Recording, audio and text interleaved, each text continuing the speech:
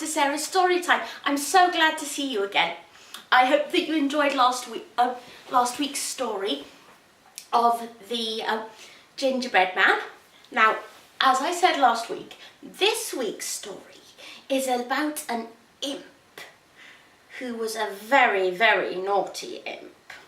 So sit back, relax, grab a cup of tea and enjoy the tale of Rumpelstiltskin.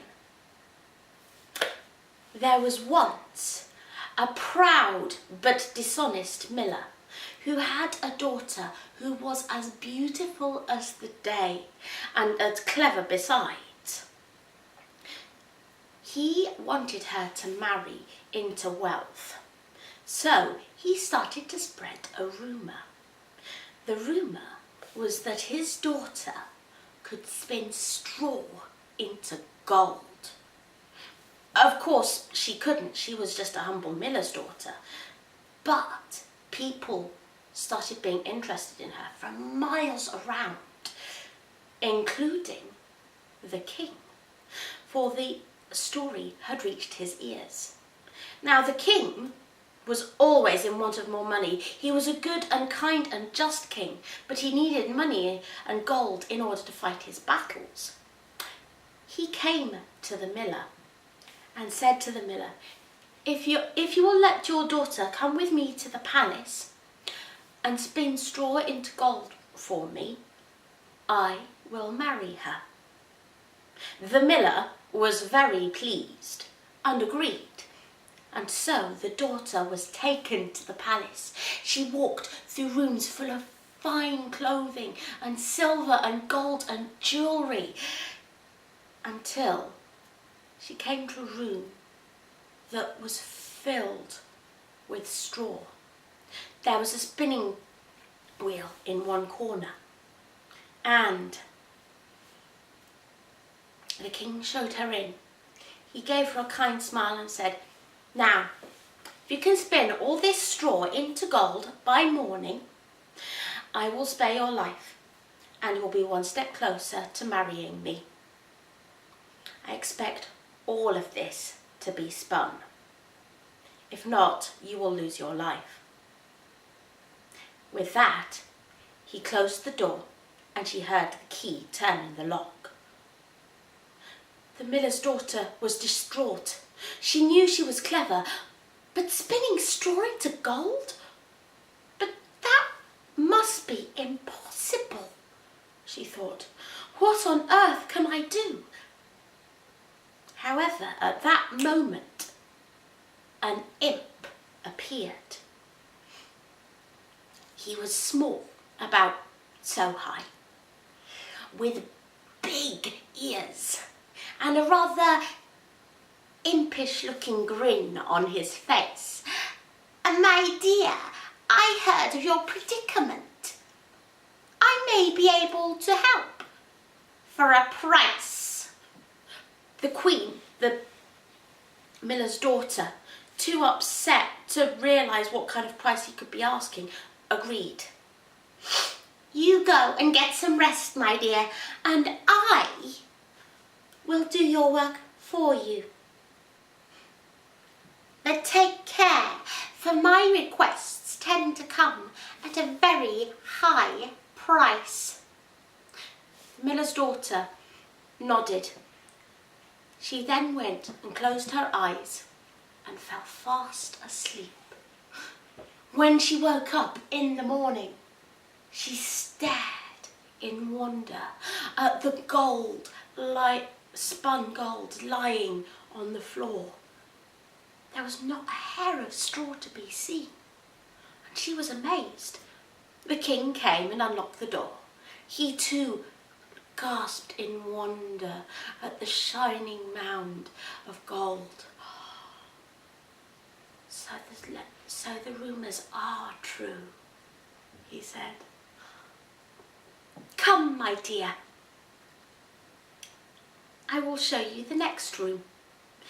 He unlocked the door of the next room, walked her through into it, where she saw even more piles of straw. This time it reached to almost halfway up the room.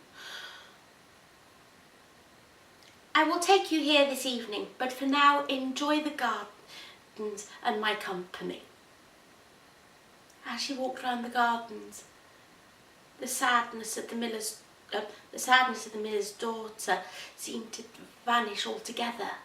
She adored the king, who treated her as if she was a princess. But that evening he took her back to the room, unlocked the door again, and locked her in. As before, the imp came. He told her to go and sit in a corner and sleep. And then, when she woke up, the straw was spun into gold again. She wanted to say thank you to the little man, but knew that the third night he would tell her the price that she had to pay. And so she took a deep breath and steeled herself for the third and final room. The king came and unlocked the door. The straw this time was all the way up to the ceiling. And she thought, he'll never be able to do that. The king showed her around the palace. He showed her as much of the grounds as he could. He even showed her the stables. And the miller's daughter's heart lifted for a while. But then she got taken back to the room and locked in. The imp appeared for the third time. Now, I will tell you about my payment. You must give me your first-born child. The miller's daughter was afraid of him. Afraid that when the time came she would not be able to give her firstborn child up. But he had done all this work so far. So, reluctantly, she agreed. The final night, the straw was again spun into gold the next day. But on it, in the corner, there was one little note saying, "Remember your promise." No name, nothing. The king came in and was astonished. The wedding would happen the same day, and time passed peacefully. Then, a few years later, they had their firstborn, a young girl. At the moment when they were deciding names, the imp appeared. "Right, time to pay up, my dear," he said, snatched the baby off her, and vanished again. The king looked at her and thundered, "What is the meaning of this?" The queen, in tears, explained about the deceit of her father, about the imp, about the straw spun into gold. The king, his face softened, said, "Is there anything we can do?" An idea came to the queen. "Leave it with me, my love. I have ideas about this." She called out, "Imp! Kind imp!" and he appeared. "What is it, my dear? I have taken your child. There is no more to be said between us." "Sir, you spent 3 nights turning the straw into gold. Now, I beg of you, give me the same chance. Allow me to do something to get to be able to get my child back." The imp stroked his chin gently. "Something in return?" "Yes, Okay, I will give you 3 chances in this. If you do not get it, then the child is mine forever as my slave. But if you do, I will leave you alone for the rest of your life. Deal? Deal, she said. What is it I have to do? You have to guess my name. And your first try is now. The Queen thought. It couldn't be an obvious name. For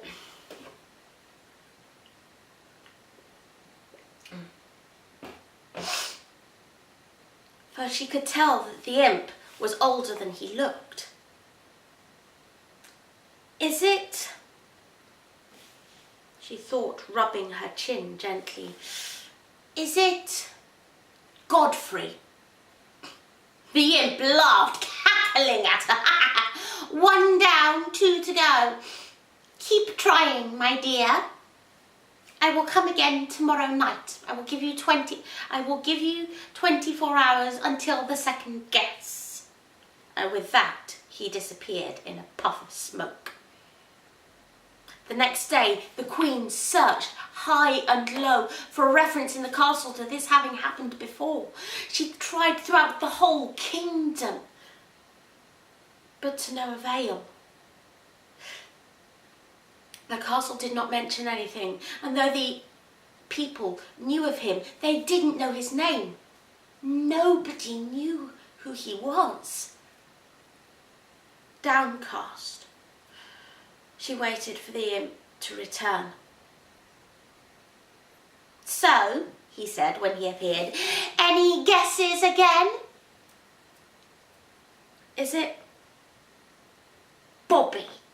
She said. Come off it! Bobby, why would I have a name like that? Third and final try, and then the baby is mine. And he puffed off, cackling horribly, his laugh echoing in her ears. The Queen bit her lip in concentration and thought long and hard. Then she had an idea. There was a young pixie that she knew, whose name was Sparkle. She had been friends with this pixie since she lived in the miller's house, in the mill. She called to her, Sparkle, come here, please. Sparkle arrived. What is it, Your Majesty? She asked. I have a job for you, my dear Sparkle, smiled the miller's daughter, the Queen. Find out where the imp lives, where he is based, and see if you can find out his name for me. Gladly, mistress. And off Sparkle flew. She searched high and low until she came to the mill. Now the miller had died a while ago, and the mill had been left abandoned as his daughter obviously was living in the palace. The floorboards were rotten and owls screeched from the rooftop. There she found not only the child, but the imp dancing around and celebrating. Only 1 more night to go. She'll never guess my name. The child will be mine, for she will never ever realise that my name is Rumplestiltskin. Sparkle flew back to the princess, to the Queen, and told her the news. The Queen set off for the mill at once, running so as to be there before sundown. As she entered, the imp looked up. Oh, it's you. come for a third and final go, I suppose. How did you find out I was here anyway? Oh, a friend told me. She smiled. So, come to guess it. What do you think my name is? Well, I don't know. Could it be Rumplestiltskin? She said, looking at him triumphantly. The imp looked shocked. What? No, you can't! He got so angry that he jumped and stamped on the floorboards. He landed on some rotten floorboards, went straight through into the cellar and landed on the stairs where the stairs had gone rotten. They collapsed under him and he couldn't get out. The Queen took her child gently in her arms and carried her home and took her back to the King. And there they lived, happily ever after. The end. I hope you enjoyed that. I certainly did. I like coming up with voices, to be honest. Again, please feel free to rate, comment, subscribe. If you enjoyed that and want to hear other stories that are similar, please let me know. I'm going to be trying to upload one at least once a week, and I really hope that you're enjoying them. If you want any other tutorials, I'm hoping to also invite guests on to come and talk about storytelling and things like that. So please let me know if there's anything you'd be particularly interested in learning, and I'll see what I can do. Next time, we're going to have a story about a prince. But this isn't necessarily your usual type of prince, shall we say. All the best. See you next time.